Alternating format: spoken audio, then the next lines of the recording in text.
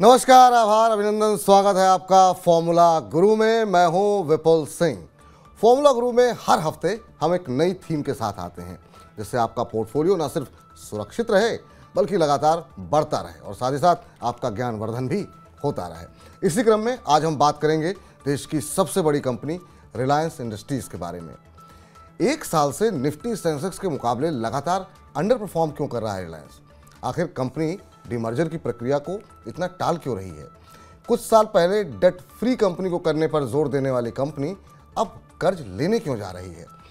Reliance industries के ऊपर 360 degree चर्चा आज हम विस्तार पूर्वक करेंगे, लेकिन उससे पहले जरा उन प्रश्नों पर, उन सवालों पर नजर डाल लेते हैं जिन पर हम उत्तर लेंगे हमारे आज के फॉर्मूला गुरु से।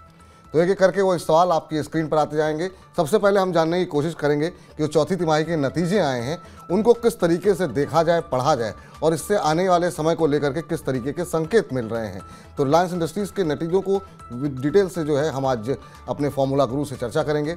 इसके बाद एक एक परत दर परत जो अलग अलग कारोबार हैं उसके बारे में बातचीत करेंगे। खासतौर से रिटेल कारोबार में क्या वाकई में रिलायंस टिक पाएगी, क्योंकि कंपनी का जो अब तक का अनुभव रहा है वो जो है इस कारोबार को लेकर के बहुत अच्छा नहीं रहा है। जियो मार्ट के तमाम प्रयासों के बावजूद हम देख रहे हैं कि तमाम बिग बास्केट जैसी कंपनियों से अच्छी चुनौतियां वहां मिलती हुई दिखाई दे रही हैं। आगे क्या फ्यूचर रहेगा, इस पर करेंगे विस्तार से बातचीत। इसके अलावा रिलायंस जियो को अब तक लिस्ट क्यों नहीं करा पा रही है कंपनी, और जियो को लेकर के अभी के जो नंबर्स हैं वो क्या कुछ इंडिकेट कर रहे हैं? आने वाले समय में रिलायंस अगर जियो को अलग करती है तो वहाँ पर किस तरह की वैल्यू अनलॉकिंग हो सकती है? इन तमाम कंपनी के टेलीकॉम कारोबार पर भी हम करेंगे विस्तार से बातचीत। इसके बाद बातचीत ये भी करेंगे कि जीरो डेट कंपनी रहने पर जोर दे रही थी 3 साल पहले, और जब कोविड चल रहा था उस दौरान हमने देखा तमाम बड़ी बड़ी डील्स कंपनी ने की और अपने आप को कर्ज मुक्त कर दिया, लेकिन फिर से नया कर्ज लेने की तैयारी में कंपनी है। इसके क्या कुछ कारण हैं? क्या कोई बड़ा विस्तार है? क्या कोई बड़ा एक्सपेंशन है? ये भी हम अपने एक्सपर्ट से आज समझेंगे। फाइनेंशियल कारोबार को लेकर के पिछले साल ही उम्मीद थी कि डीमर्जर हो जाना चाहिए, नहीं हुआ। इस बार कहा गया कि इस साल हर हालत में हो जाएगा। इस कारोबार को लेकर के क्या कुछ भविष्य दिखाई दे रहा है, इस कारोबार से क्या कुछ उम्मीदें हैं और डीमर्जर को टाला क्यों जा रहा है, ये भी हम डिटेल में डिस्कस करेंगे। और जो सबसे बड़ा जिस पर कंपनी निर्भर है वो है O2C कारोबार। कंपनी का ऑयल एंड केमिकल कारोबार का भविष्य कैसा दिखाई दे रहा है? क्या आने वाले समय में GRM जो है वो और बेहतर होते हुए दिखाई देंगे?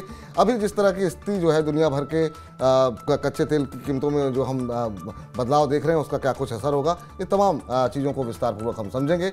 और साथ ही साथ हमने देखा कि 2 साल पहले तक कंपनियां जो रिलायंस जो है वो तमाम छोटे छोटे जो स्टार्टअप्स थे, खासतौर से IT स्टार्टअप्स थे, जो टेक्निकल स्टार्टअप्स थे, उस पर काफ़ी ज़्यादा एक्विजिशन कर रही थी, लेकिन अब वहाँ से फोकस हटा है। इसके पीछे क्या रीज़न हो सकता है, ये भी हम आज के एक्सपर्ट से जानने की कोशिश करेंगे। और साथ ही साथ आखिर में ये जानेंगे कि आखिर में इतनी बड़ी कंपनी, इस तरह का परफॉर्मेंस, काफ़ी शानदार परफॉर्मेंस रहा है कंपनी का, लेकिन हम देख रहे हैं कि लगातार जो है ये अंडर परफॉर्म क्यों कर रहा है? RIL में आखिर में इंडेक्स के मुकाबले अंडर परफॉर्मेंस जो देखने को मिल रही है उसके पीछे कारण क्या है? और हर AGM के बाद हम देखते हैं शेयर लुढ़क हो जाता है, ये भी जो है हम जानने की कोशिश करेंगे।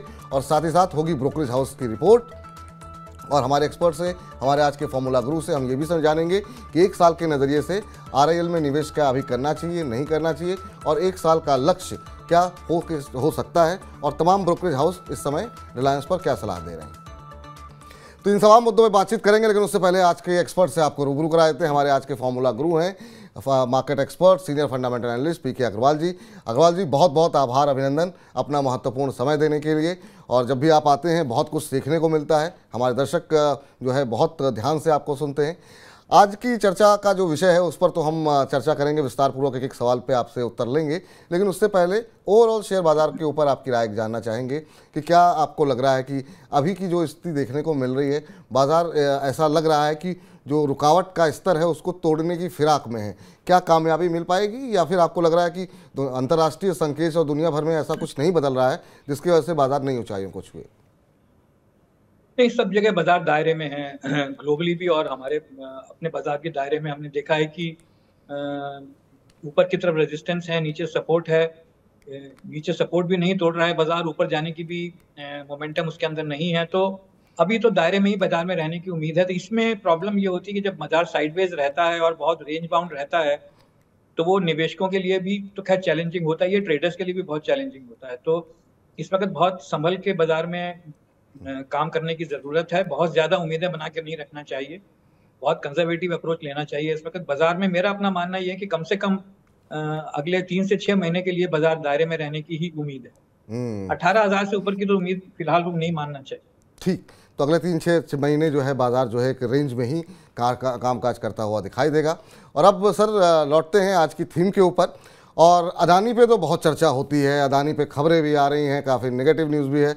अंबानी पे चर्चा जो है हमने सोचा कि आज की जाए, क्योंकि अदानी हर जगह चल रहे हैं, लेकिन अंबानी क्या कर रहे हैं, तो इसको लेकर के हमने आज की ये थीम रखी हुई है। और ज़रा चार्ट दिखा दीजिए एक बार कि किस तरीके का प्रदर्शन यहाँ पर रिलायंस इंडस्ट्रीज़ का रहा है। क्यों हम इसको चर्चा में ला रहे हैं कि बाजार की दिग्गज कंपनी लगातार हम देख रहे हैं, ये 1 महीने में हमने देखा है कि थोड़ा सा यहाँ पर पॉजिटिव रिस्पांस देखने को मिला है, लेकिन वहीं अगर हम 6 महीने और 1 साल के चार्ट पर नज़र डालें तो यहाँ पर आप देखिए कि अंडर परफॉर्मेंस देखने को मिल रही है। 1 साल में अगर हम देखें तो 4-5% का पॉजिटिव रिटर्न जो है जहाँ निफ्टी दे रहा है, वहीं पर अगर हम देखें तो 13-14% से ज़्यादा की गिरावट जो है वो रिलायंस के शेयर में देखने को मिल रही है। तो हमने सोचा क्या कुछ पक रहा है, क्या कुछ हो रहा है, काफ़ी सारी चीज़ें होने वाली हैं, उन तमाम चीज़ों को लेकर के हम जरा चर्चा कर लें। और क्योंकि नतीजे भी अभी हाल ही में आए हैं, तो जरा एक बार जरा दिखा दीजिए नतीजे कैसे रहे हैं। और आपसे जानना चाहेंगे अग्रवाल साहब कि रिलायंस इंडस्ट्रीज़ के नतीजों को आप कैसे पढ़ रहे हैं, क्या जो नतीजे को जो मुनाफा रिकॉर्ड देखने को मिला है, ये आगे चल करके किस तरीके से इंडिकेशन आपको मिल रहे हैं, ओवरऑल जो है नतीजों को कैसे पढ़ा आपने? नतीजे अच्छे हैं और जितना एस्टिमेट था एनालिस्ट का, बाजार का, उससे नतीजे बेहतर ही आए हैं मेरे हिसाब से।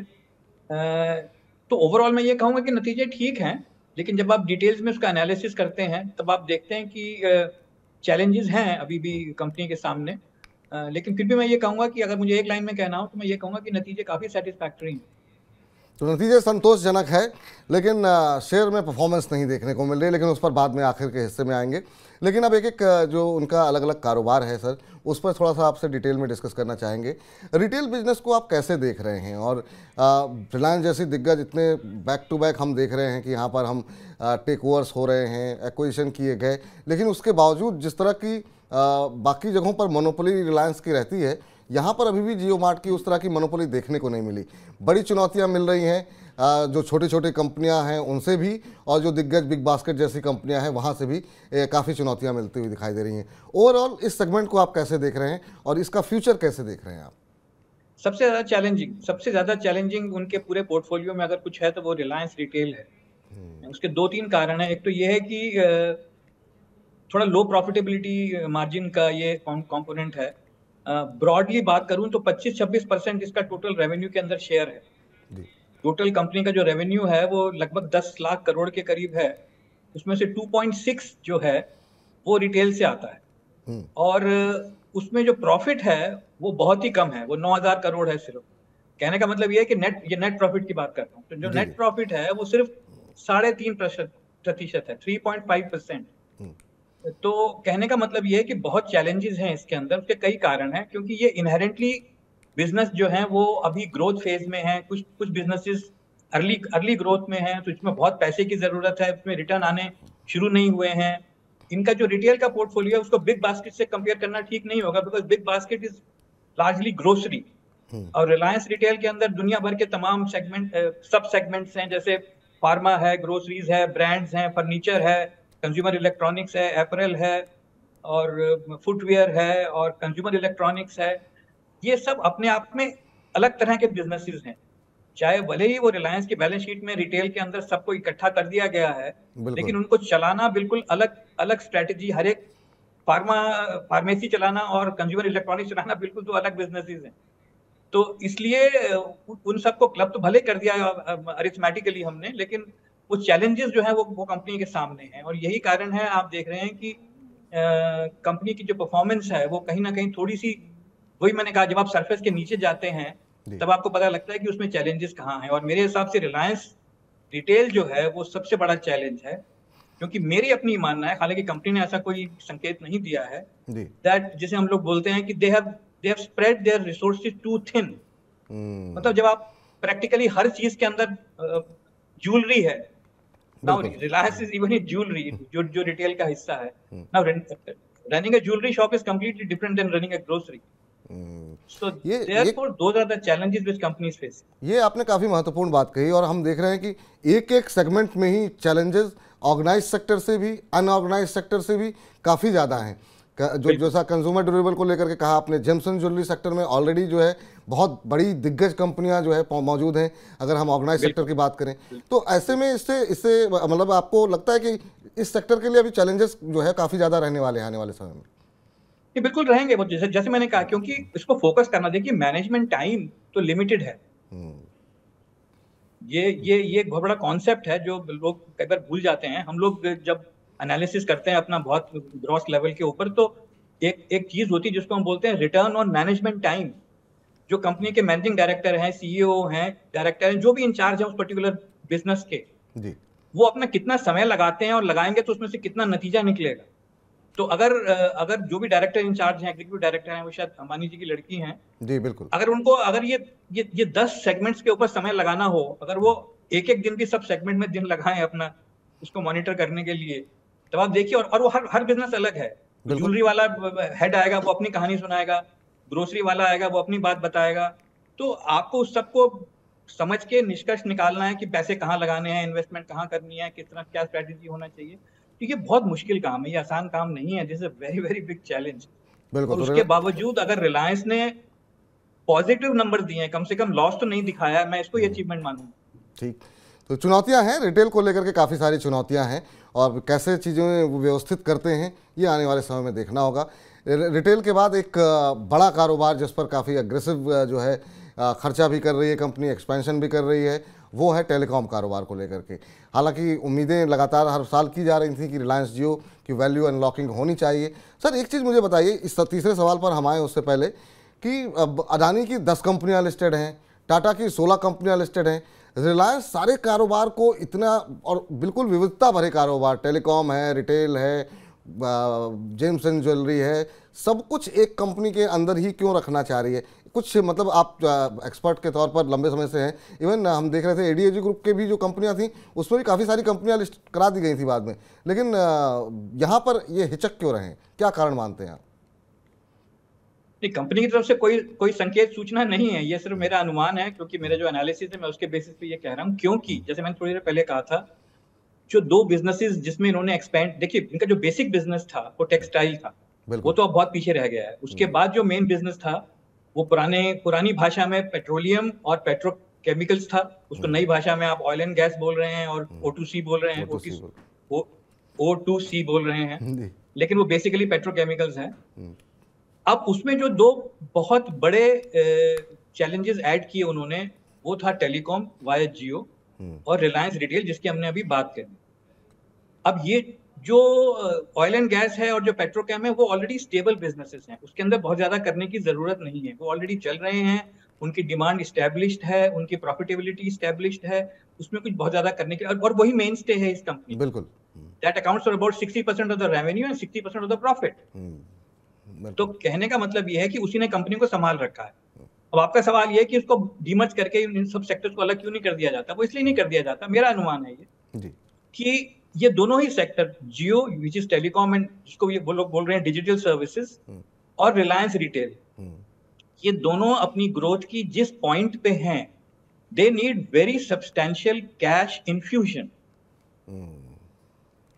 And if you hive them of into a separate company, they will be starved of cash, या अगर वो बाजार में पैसा उठाने जाएंगे तो उनको बहुत महंगा मिलेगा। बिल्कुल, आज रिलायंस को जितना भी पैसा चाहिए वो बाजार से मिल जाएगा उसको। रिलायंस की साख के ऊपर, रिलायंस की रेपुटेशन के ऊपर, जो रेट पे, जिस कॉस्ट पे वो कैश ले पाएंगे, बोरो कर पाएंगे, वो बहुत ही कॉम्पिटिटिव होगा। तो मेरा अपना अनुमान ये है कि यही कारण है कि ये 2 सेक्टर्स को वो चाह के भी आज की तारीख में हाइव ऑफ नहीं कर पाए।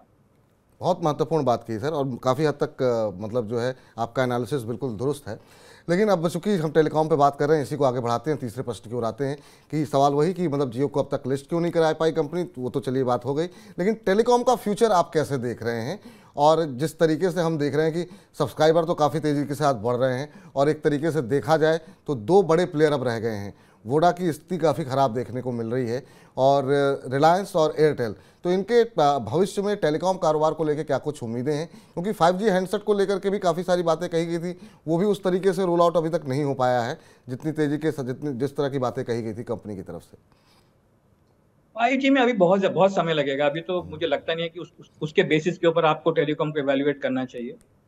ये मान के चलना चाहिए कि दो ही प्लेयर्स हैं इस वक्त बाजार के अंदर, जियो और एयरटेल। बिल्कुल। लेकिन मेरा अपना मानना ये है कि टेलीकॉम के अंदर वो ग्रोथ नहीं रही जो आज से 20-25 साल पहले थी, जब आई थिंक 1991-92 में जब पहली बार एयरटेल की सर्विसेज चालू हुई थी दिल्ली में, तब में और अब में ग्रोथ रेट में बहुत अंतर है। अभी तो बिल्कुल ऑलमोस्ट प्लेटू है, क्योंकि ऑलमोस्ट सबके पास फोन्स हैं। भले ही वो 4G और स्मार्टफोन ना हो, 2G ही हो, लेकिन फोन सबके पास ऑलमोस्ट, पॉपुलेशन जो अफोर्ड कर सकती है उनके पास हैं। दूसरा ये है कि जो आरपूज हैं वो भी ये बात बताते हैं कि वो ऑलमोस्ट स्टैग्नेंट हैं, 178-179 के ऊपर। जियो अभी भी वहीं पे है, उसको ज्यादा बढ़ा नहीं पा रहा है। तो इसका मतलब ये है कि बाजार से बहुत ज्यादा उम्मीदें इस पे रखना ठीक नहीं होगा। बस इसमें सेटिस्फेक्शन सिर्फ इसी बात का है कि रिलायंस के केस में जो ये टेलीकॉम सर्विसेज, या इसको पूरी को अगर मैं डिजिटल सर्विसेज का कंपोनेंट मानूं, वो सबसे प्रॉफिटेबल बिजनेस है आज की तारीख में उनके पास। आपको हैरानी होगी शायद, अगर आप जिसने एनालिसिस किया है इस रिजल्ट्स का, वो आपको पता लगेगा कि 1,15,000 का रेवेन्यू है इनका इस साल का पूरे का, डिजिटल सर्विसेज का, जिसके अंदर जियो के सारे प्लेटफॉर्म्स आते हैं। उसमें जो प्रॉफिट है वो 19,000 के करीब है, which is 16% as compare to 3.5% profitability of retail. तो आप ये मान के चलिए कि इसको कंपनी में रखा हुआ है, ये एक फायदे का सौदा है इन्वेस्टर के लिए, और वो उसको नहीं निकाल रहे, यही बहुत अच्छी बात है। तो टेलीकॉम का भविष्य जो है थोड़ा उज्जवल दिखाई दे रहा है। लेकिन एक चीज़ नहीं समझ में आई सर, वो आपसे चौथे सवाल के माध्यम से समझना चाहेंगे। अभी हमने देखा कंपनी इतने कोविड के पहले जो है, और उससे पहले जो एजीएम हुई उसमें कहा गया कि हम जीरो डेट कंपनी बनेंगे, और जो टारगेट रखा था उससे पहले कंपनी ने अपने सारे कर्जे उतार भी दिए। बड़ी बड़ी डील साइन हुई कोविड के दौरान, वो चाहे गूगल के साथ हो या बाकी फेसबुक के साथ हो, और जगहों पे भी कई सारी डील साइन की। लेकिन अब सडनली 2 साल अभी कंप्लीट नहीं हुआ, और उसके बाद अब कंपनी फिर से जो है कर्ज लेने की तैयारी में है। तो ये एकदम से जो स्ट्रेटजी पहले थी वो गलत थी, या अब जो स्ट्रेटजी अपना रहे हैं वो गलत है, क्योंकि इस समय रेट भी काफ़ी हायर है? तो अभी इसके पीछे क्या कुछ कारण आप मान के चल रहे हैं? जी, मेरा अपना मानना वही है जो मैंने थोड़ी देर पहले कहा, कि उनको कैश इन्फ्यूजन चाहिए, बिकॉज अगर उनको ग्रो करना है, और खासतौर से रिटेल के अंदर, अभी आप देखिए कितनी एग्रेसिवली नए स्टोर्स बन रहे हैं। 18,000 के करीब स्टोर हो गए हैं, 3,000 उन्होंने शायद लास्ट क्वार्टर में जोड़े हैं, नए स्टोर जो बनाए हैं, स्मार्ट बाजार और व्हाटएवर। तो पैसे की जरूरत है इस वक्त, और इस वक्त अगर वो पैसा नहीं लगाएंगे तो फिर पीछे रह जाएंगे, क्योंकि ये बिजनेस ऐसा है जिसके अंदर आपको प्रेजेंस बना के रखना है। बिल्कुल। जितने ज्यादा आपकी विजिबिलिटी रहेगी शहरों में, गांव में, टियर 2 टियर 1 सिटीज के अंदर, तो वो बनाना आवश्यक है। तो मुझे लगता है कि कहीं पे, जैसा आपने कहा कि 1-2 साल के अंदर जो है वो रिव्यू हुआ है, जो मैनेजमेंट चेंज हुआ है, उसके बाद मुझे लगता है कि जो नई मैनेजमेंट इसके अंदर आई है, which is I think Isha Ambani, उन्होंने शायद ये निर्णय लिया होगा कि we must expand very aggressively, because, and I agree with that, because ये जो रिटेल बिजनेस है इसके अंदर आपकी विजिबिलिटी होना बहुत जरूरी है। तो इसलिए कैश रिक्वायरमेंट बहुत है। तो मुझे लगता है कि वो रिव्यू हुई है सिचुएशन, जिसके अंदर अब ये, अच्छा, एक सबसे अच्छी बात ये भी है इसके अंदर कि इनकी जो कैश जनरेशन है अपनी, ये जो डेट तो खैर उनको मिल ही जाता है जब भी जितना चाहें, लेकिन इनका जो अपना कैश जनरेशन इस बार पूरा कुल मिला के 1.5 लाख करोड़ के करीब है, और उनका कैपेक्स भी शायद इतना ही है। तो आई थिंक मोर और less they are able to match it, और इनकी डेट इक्विटी रेशियो भी बहुत सेटिस्फैक्टरी है। तो डेट उनको उठाने में भी कोई ज्यादा प्रॉब्लम नहीं होगी, neither from the financial stability point of view, nor from the availability from the market point of view. ठीक। और सर, अब दोस्त हमने कारोबार की बात कर ली, एक और कारोबार जिसको लेकर के पिछले साल ही कहा गया था कि फाइनेंशियल जो कारोबार है कंपनी का उसको डिमर्ज करेगी, वो नहीं हुआ। इस बार फिर से कहा गया है कि इस साल किसी भी हाल में फाइनेंशियल कारोबार को अलग जो है वो किया जाएगा। अब इस ओवरऑल इसकी स्ट्रेंथ और वीकनेस कैसे देख रहे हैं आप? ये कितना बड़ा बिजनेस साबित हुआ है अब तक कंपनी के लिए, और फ्यूचर इसका कैसे देख रहे हैं आप? नहीं, फिनटेक का फ्यूचर तो बहुत अच्छा है ही है, क्योंकि अब जो ऑलरेडी लिस्टेड कंपनीज है उनका हमने देखा क्या परफॉर्मेंस रहा है। तो ओनली प्रॉब्लम इज कि right now they are out of favour. आप बजाज फिनसर्व को देखिए, बजाज फाइनेंस को देखिए, पेटीएम को देखिए, इवन जो छोटे बैंक है उनको देखिए, इस वक्त सबकी परफॉर्मेंस थोड़ी सी ठीक नहीं चल रही है, क्योंकि बाजार उनको इस वक्त फेवर नहीं कर रहा है। बिल्कुल। तो मेरा अपना मानना ये है कि ये बहुत अच्छा टाइम नहीं है इस वक्त बाजार में नई कंपनी फ्लोट करने का इस सेक्टर के अंदर। तो शायद यही कारण होगा कि थोड़ा डिले किया जा रहा है। बट बिजनेस का साइज ठीक ठाक है। मुझे याद जो है वो जब इसका अप्रोक्सीमेट वैल्यूएशन किया गया था तो 1 लाख करोड़ के करीब इसका वैल्यूएशन बताया गया था और 170-180 रुपए पर शेयर के हिसाब से कुछ इसकी वैल्यूएशन थी। अब वो कितनी रिवाइज होगी, कितना होगी, वो तो जब नया प्रपोजल बनेगा तब पता लगेगा। बट मुझे लगता है कि अभी वो वेट करेंगे कि सिचुएशन थोड़ी सी इंप्रूव हो बाजार के अंदर, बेटर वैल्यूएशन उनको मिल पाए, क्योंकि ऐसी कोई जल्दी तो है नहीं। तो मुझे लगता है कि इस साल के अंत तक या अगले साल में जब थोड़ी अगर मार्केट में सुधार आएगा, खासतौर से फाइनेंशियल सेक्टर में अगर सुधार आएगा, जब आप देखेंगे बैंकिंग स्टॉक चलने शुरू हो जाएंगे या फाइनेंशियल सर्विसेज की कंपनी चलना शुरू हो जाएंगी, तब आप देखेंगे कि ये मर्जर जरूर होगा। तो ये डीमर्जर होगा सर, तो निवेशकों के लिए क्या कुछ फायदेमंद रहेगा? निवेशकों को क्या मिलेगा इसमें? क्या कुछ उम्मीदें करनी चाहिए जी? अब वो देखना पड़ेगा क्या एक्सचेंज रेशियो फिक्स होगी। जैसे मैंने कहा है कि अभी 1 लाख करोड़ के करीब इसका वैल्यूएशन था जब एस्टिमेट लास्ट टाइम किया गया था और प्राइस 170-180 रुपए के आसपास थी। अब दोबारा से वो क्या यही प्राइस रहेगी या कुछ चेंज होगी, वो मैं अभी तो कहना बड़ा मुश्किल है। लेकिन मुझे लगता है कि शेयर होल्डर को फायदा जरूर होगा, थोड़ी वैल्यू अनलॉक तो जरूर होगी। ठीक। अब सबसे जो कंपनी की जो मेन मलाई जहाँ से आती है, जिसका जिक्र भी आपने थोड़ी देर पहले किया कि 60% रेवेन्यू और प्रॉफिट जो है कंपनी का O2C कारोबार, पेट्रोल और गैस कारोबार कह लीजिए, जो भी आप कहना चाहें उसे कह सकते हैं। लेकिन यहाँ पर भी कई सारे कंसर्न देखने को मिल रहे हैं। भविष्य में GRM के इम्प्रूवमेंट की कितनी संभावनाएं हैं? क्रूड प्राइसेस को लेकर के जिस तरह का वॉल्टिलिटी हमने देखी है अंतर्राष्ट्रीय बाज़ारों के अंदर और आगे आने वाले समय भी अनिश्चितता बनी हुई है, उसका कितना असर रहेगा? या आपको लगता है कि नहीं, ये कारोबार पूरी तरह स्थिर हो चुका है, यहाँ पर कोई नुकसान या यहाँ को लेकर के कोई चिंता नहीं देखने को मिलेगी? चिंता नहीं है, लेकिन इसमें कोई बहुत ज्यादा अपसाइड भी नहीं है, क्योंकि ये स्टेबल बिजनेस, जैसे मैंने कहा, ये बहुत बहुत पुराना बिजनेस है, बहुत स्टेबल बिजनेस है। और इसकी जो स्ट्रक्चर है बिजनेस की, हर बिजनेस की एक स्ट्रक्चर होती है, उसके अंदर raw material inputs, processing charges और सेलिंग प्राइस, ये सभी बैलेंस में है। Crude prices will remain around से $80 per barrel, plus minus few dollars here and there. बिल्कुल। उनके पास वर्ल्ड क्लास रिफाइनरी है जो बहुत एफिशिएंटली परफॉर्म करती है। Processing cost is already known and defined. इसकी जो सेलिंग प्राइस है पेट्रोल की, वो सरकार निर्धारित करती है, आप बहुत ज्यादा उसके अंदर प्रॉफिटियरिंग नहीं कर सकते हैं। तो कहने का मतलब ये है कि ये मोर और लेस सेटल्ड है बिजनेस। एक चीज और मैं थोड़ा सा बिजनेस है जिसमें पॉलीमर्स हैं, फाइबर्स हैं, वो सब भी ऑलमोस्ट स्टेबल डिमांड है, उसके अंदर बहुत ज्यादा वेरिएशंस नहीं हुए। और ये अच्छी बात है किस्म से, कम से कम ऐसा बिजनेस 60% है कंपनी के अंदर जो बहुत ज्यादा आपको तकलीफ देने वाला नहीं। लेकिन सर इसमें एक क्रॉस क्वेश्चन ये है कि जो कि भाई कंपनी जो है 8-10 साल 20 साल का नज़रिया लेके चलती है, अगले 10 सालों में जिस तरीके से हम देख रहे हैं कि तमाम ऊर्जा को लेकर के जो परिवर्तन देखने को मिल रहा है, अब इलेक्ट्रिक ऊर्जा की बात हो रही है, परमाणु ऊर्जा की बात हो रही है, आपको लगता है कि जो ज़रूरत, जितनी डिमांड जो है पेट्रोलियम प्रोडक्ट की अभी है, 10-20 साल बाद भी क्या इतनी आवश्यकता बनी रहेगी? या आपको लगता है कि इस पर से जो डिपेंडेंस धीरे धीरे हट रही है उसका नुकसान भी कंपनी को हो सकता है? नहीं, नई कैपेसिटी तो आ ही नहीं रही है। अगर आप देखेंगे पूरी ग्लोबली, इंडिया में तो खैर कोई रिफाइनरी लगी नहीं है पिछले 5-10 साल में, लेकिन इवन ग्लोबली आप देखेंगे कि कोई भी नई रिफाइनरीज अब आ नहीं रही हैं। तो जो भी एनर्जी के अंदर, जो भी प्लेयर्स एनर्जी में हैं या रहना चाहते हैं या एनर्जी में निवेश करना चाहते हैं, वो सब अब नई एनर्जी की तरफ जा रहे हैं, चाहे वो ग्रीन एनर्जी हो, चाहे वो एटॉमिक हो, या और भी किसी तरह की नेचुरल गैस हो, इस तरह की चीजों में जा रहे हैं। अब तो रिलायंस ने भी कोई नई निवेश तो किया नहीं है, जो उनका ऑलरेडी निवेश हुआ है उसके अंदर अगले 20 साल में तो उसकी डेप्रिशिएटेड वैल्यू प्रैक्टिकली जीरो हो जाएगी। तो इसलिए कोई बहुत बड़ी उसके अंदर प्रॉब्लम होने वाली नहीं है। अब सवाल सिर्फ ये है कि वो अपनी एनर्जी के अंदर अपनी लीडरशिप पोजीशन बनाए रखने के लिए कहाँ नया निवेश करेंगे, वो जरूर देखना। मुझे लगता है वो ग्रीन एनर्जी के अंदर तो काफी कोशिश कर रहे हैं, और अब आगे देखते हैं धीरे धीरे कैसे सिचुएशन डेवलप होती है। पर मैं कम से कम अगले 5-10 साल के अंदर कोई इस बिजनेस के अंदर उनके यहाँ बहुत ज्यादा तब्दीली नहीं देख रहा। चलिए, अब एक सवाल और यहाँ पर सर आपसे जानना चाहेंगे कि कुछ समय पहले तक हम देख रहे थे कि बड़ा अग्रेसिवली RIL जो है, वो जो तमाम स्टार्टअप थे खासतौर से टेक्नोलॉजी के फील्ड में, वहाँ पे काफ़ी ज़्यादा एक्विजिशन हो रही थी छोटी छोटी कंपनियों के। अब यहाँ पे इस तरह की खबरें नहीं देखने को मिल रही, तो क्या अब फोकस जो है वो चेंज हो गया है कंपनी का? फोकस ज़्यादा अब जो एक्विजिशन हो रहे हैं या JVs हो रही हैं, वो हम देख रहे हैं खिलौनों को लेके हो रही है, कैंपा ब्रांड को लेके हो रही है, तो अब सारा फोकस क्या अब रिटेल की तरफ कर दिया गया है बाकी जगहों पर से फोकस हट गया है, इसके क्या आप मान रहे हैं और इसके पीछे क्या रीजन मान रहे हैं? वही जो मैंने थोड़ी देर पहले कहा था, रिटर्न ऑन मैनेजमेंट टाइम। आप एक 5 करोड़ की स्टार्टअप खरीदने में जितना समय लगा रहे हैं, उतना ही समय आप 5,000 करोड़ का कैंपा ब्रांड खरीदने में लगा रहे हैं।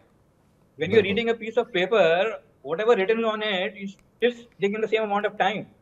तो जब कंपनी बहुत बड़ी हो जाती हैं, तो छोटी छोटी अपॉर्चुनिटीज कितनी ही ल्यूक्रेटिव क्यों ना हो, वो उनके लिए वायबल नहीं होता है। तो अगर आपने 5, 10, 15, 20, 25 करोड़ के 5 स्टार्टअप खरीद लिए, तो उनको मैनेज कौन करेगा? और how you going to run it and how they will make any impact on 10 lakh crore turnover company?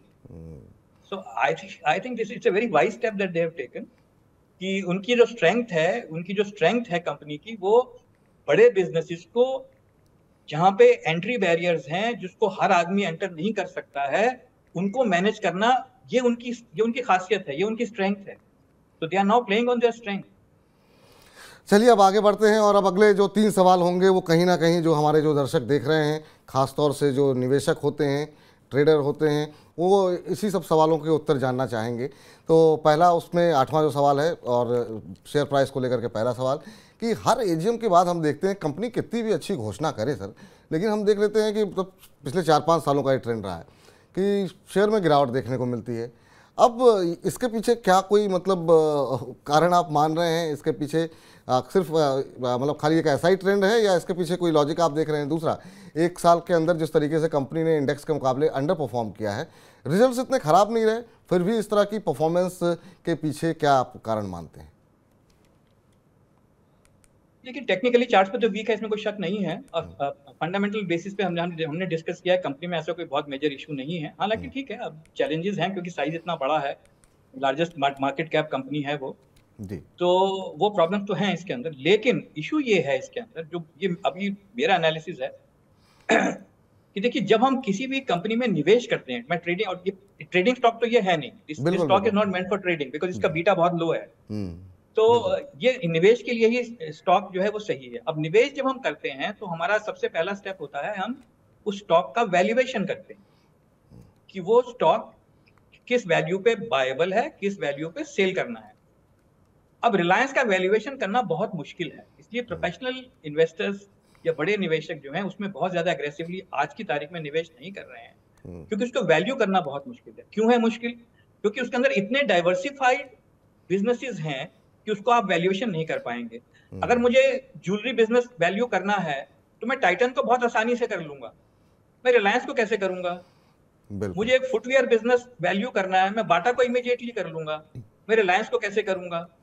तो ये जो प्रॉब्लम आ रही है, ये बेसिक प्रॉब्लम आ रही है, जिसकी वजह से जो भी फंड्स या जो भी large investors, professional investors Reliance को आज रखे हुए हैं अपने पोर्टफोलियो में या थोड़ा बहुत ऐड कर रहे हैं, उसका कारण सिर्फ ये है कि ये बहुत स्टेबल कंपनी है, बहुत बड़ी कंपनी है, ये आपके पोर्टफोलियो को स्थिरता देती है। लेकिन इसका जो इन्वेस्टमेंट थीसिस है वो आइडेंटिफाई करना बहुत मुश्किल है। जैसा मैंने कहा कि उसमें इतने वेरिड बिजनेसेस हैं कि उनका मिला के आप वैल्यूएशन नहीं कर पाएंगे। टेलीकॉम को आप भारतीय को आप वैल्यू कर लेंगे, आप जियो को अलग से वैल्यू नहीं कर पाएंगे। और उसको अलग क्यों नहीं कर रहे हैं वो मैंने अपना आपको रीजन बताया, जो मेरी समझ में रीजन है वो आपको मालूम है अब। तो इसलिए रिलायंस के अंदर नया निवेश ज्यादा भरी मात्रा में, ज्यादा उसमें क्वांटिटी में वो नहीं आ रहा है।